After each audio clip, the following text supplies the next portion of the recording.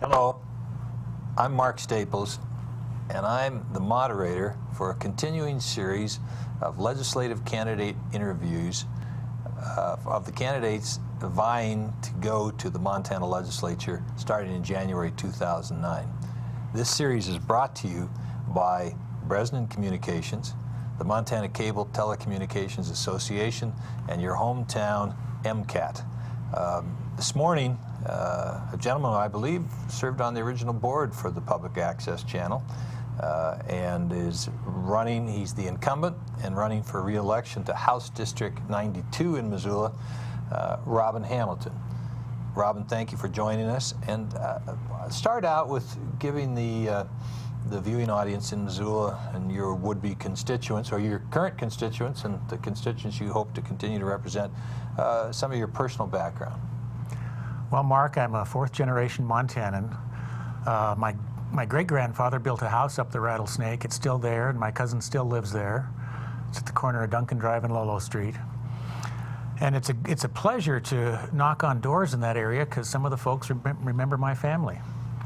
However, I was raised primarily in the Flathead Valley, graduated from high school from there, and then came to university for my first degree, and then started a teaching career. I taught in public schools for 32 years, in addition to some side jobs like smoke jumping, washing dishes in a restaurant. And along the way, I picked up 2 more degrees from the University of Montana. And then after I retired in '02 from Hellgate High School, there was an open seat which comprised much of the Rattlesnake, and I was urged to run, and I won. So for winning, you get to go to Helena and slug it out for 4 months each year. This year you're going to go, right now as we speak, it's October 1st as we're taping this, and we're in the middle of this is no surprise or disclosure to anyone, we're in the middle of a unprecedented financial meltdown at the national level. And we can't help but talk about it, given that that's what's on everybody's lips. But specifically, I'd like your thoughts as a Montana legislator and a Montana legislative candidate is, are we going to get hit by this? If not, what can we do to make sure that we don't? How do you see Montana's economy, and what can we do going forward to safeguard our economy? Well, we're certainly nervous, and we're all watching what's happening on the national stage. I had the news on this morning, and the Dow was down only about 60 points, and it looks like the Senate is going to vote on a bailout package of some kind, probably after the market closes. There seems to be quite a bit of confidence that something will happen. However, Montana is surprisingly insulated from the biggest parts of that meltdown. Our local banks are solvent. They're loaning money. If you need to buy a house now, it's a great time because the interest rate is low. If there is a huge crash, however, we can't stay insulated forever. So we do have to watch, we have to pay attention. But in the short term, Montana is in surprisingly good shape. Is there anything that, with regard to our economy, that you believe is the essence of, if Montana is currently vibrant, is there anything that you consider the essence of keeping it vibrant and forward going? There are some things that we need to do. Montana, as a comparatively small economy, and right now one of the strongest parts is our oil and gas, and that's continuing to hold us up. We may have some money to spend when we get to Helena. But we need to make sure we have a world-class educational system, because when businesses relocate to Montana or expand in Montana, one of the first things they ask their realtors are, where's the good schools? I need my kids to go to a good school. They also ask about good health care. Well, in Missoula we have a Cadillac of a health system, but we're striving very hard right now to make sure rural Montana has the same kind of care that we have in the cities. So we're talking about several initiatives to probably incentives to get young doctors to relocate or originally locate in eastern Montana or places that are poorly served. Things like that include loan forgiveness programs. We'd also like to increase the number of slots we have in the WWAMI program, which puts people at the University of Washington. So we, come January, we'll all be paying very close attention. Right now, we have, I think it was yesterday at the Legislative and Transportation, or the Revenue and Transportation Interim Committee, it was estimated that we have a $300 million surplus. But the very things you spoke about, gas and natural gas and oil, which ironically have driven the individual consumer crazy, but have put a surplus in Montana's the overall pockets, that could change.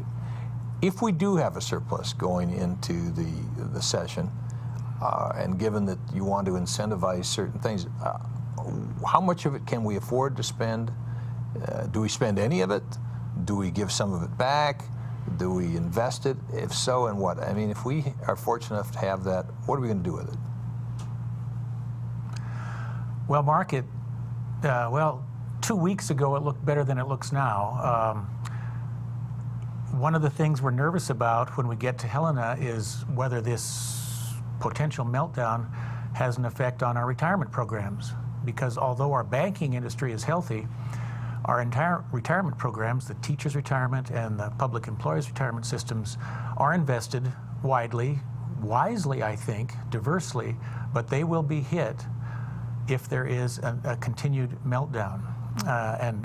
We put over $100 million in the teachers last session and $50 million in the PERS to make them actuarially sound, which is required by the Constitution. So we're terribly nervous about that potential effect. If we do have some money in the bank when January comes around, we will be looking at all those options. One of the things that we think is important for Montana is to have what's called a rainy day savings account. Smart businesses, smart homeowners, smart individuals have a savings account because even though there are good times, you can be guaranteed that there will be tough times. Now, in the last session, we left $80 million in the ending fund balance, but it wasn't technically, legally a savings account. We would like to get that accomplished this time. And whether it's for forest fires or bad times or an economic downturn, we'd really be smart to have a pretty good balance there. It's called a rainy day fund. The education funding is going to continue to be a problem. We're back in court. And we will have to fund education adequately, and from my point of view, more than adequately. Again, I'd like to see a world-class education system, K-12. We managed to hold university tuition at zero last 2 years. I'd like to be able to do it again. I'm not sure it's possible. And we need to fund K-12 more than we have in the last 4 years. But the last 4 years came after 16 years of weak funding, and we couldn't make it up all at once. So that will take a certain amount of money. We may be able to give some back. I don't know. We'll see in January. If we do need more money for education, are you of a belief that there are any taxes that need to be increased, or are there entities that aren't taxed enough? If the plaintiffs are successful in the lawsuit in Helena that claims that the efforts in the last sessions were not enough, and one of the quotes from one of the leaders of that group is that their belief is that adequate funding could be as much as $600 million more a year on top of what is already spent. If the legislature, by consensus or by court order, it chooses to increase school funding substantially, where do we get the money and without raising taxes, or do we have to raise some taxes on certain segments of the Montana economy? Well, I've heard the figure 600 million myself, and frankly, it's not there. We will have to do the best we can for schools. But one of the keys to the funding suit is that while we raised the amount of money to schools and we changed the formula a little bit, we didn't actually figure out the cost of a quality education, and that was part of the lawsuit. We figured we defined a quality education, but we didn't do the figures. Actually, the school interim committee ran out of time, and we didn't say, okay, this is an educational program that meets the definition of quality. Now, how much does it cost? And that's the piece that's missing. I think we need to go back to work and adjust the formula some more. Now, one of the changes we did make was to put more money into the qualified educator entitlement. That is to say, instead of funding per pupil, which has historically been most of the funding, say a school in Rudyard, Montana with 12 kids in the 3rd and 4th grade loses 3 kids. If the money that those 3 kids brought to the school system disappears, that school system hurts terribly because they still have to have the teacher and the classroom for that 3rd and 4th grade. So we put more money into the qualified educator portion, so the money follows the teacher, not the student. That has helped small schools. It has helped schools like Missoula with declining enrollment. And then we also added 3-year budget averaging, which makes it less of a drop-off for schools with declining enrollment. I look forward to the dialogue. I think there is significant work left to do on schools, and I hope we have some money to be able to do it. The cities, and I believe, I can't remember if the counties are involved in this or not, I should check, but I know the cities are, a coalition of cities, is formulating a proposal to take to the legislature based on the proposition that while the state has had good times of late, it has not manifested itself down at the city level, and they have obligations for which they do not have the funding sources. They would like to bring to the voters of their individual communities the opportunity to tax individual items such as prepared meals. Normally this is what they could devolve down to. Prepared meals, alcohol by the drink, and lodging. When everything else is exempted, that's at the end of the day normally what's left in recreational activities.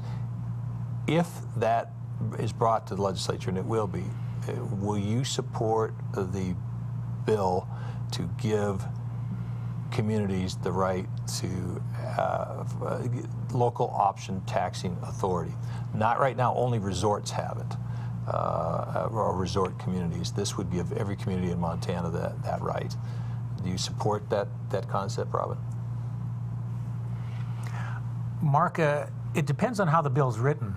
I used to go back to West Yellowstone in the early 80s for the huge season-ending cross-country ski race.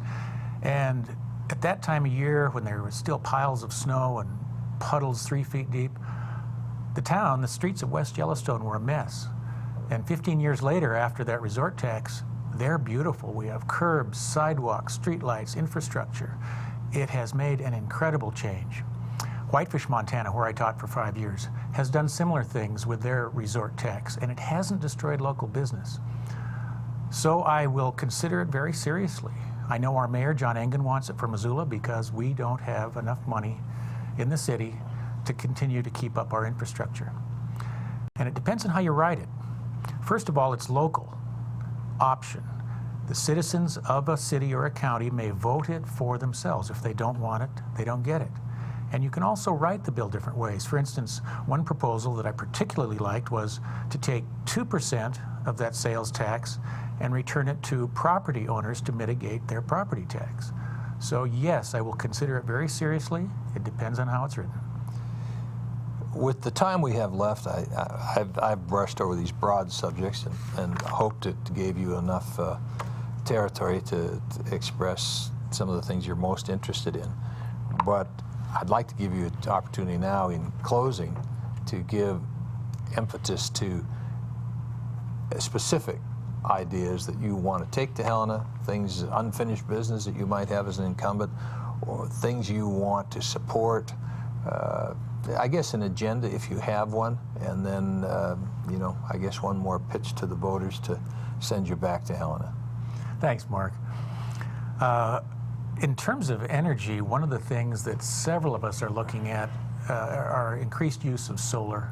There is so much energy coming from the sun. For instance, most schools in eastern Montana get huge amounts of sun every day, and they tend to use energy in the daytime. Why not have solar panels on the top of every roof on an eastern Montana school? And because I'm an educator, I keep thinking of schools, but that goes for other buildings as well. Even in western Montana, even in Missoula, where we don't have that much sun, solar panels appear to pay. Maybe we need a revolving loan program, long-time repayment, but I know we can do a great deal more with solar.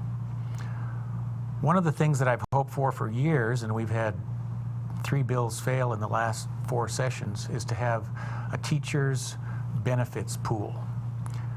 Right now, when teachers retire, they have nothing. Most states all around us have some kind of a benefit program for retired teachers. We don't. We're losing 75% of our graduates to states like Wyoming with better benefits, California, Oregon, Washington. Oregon just passed a plan.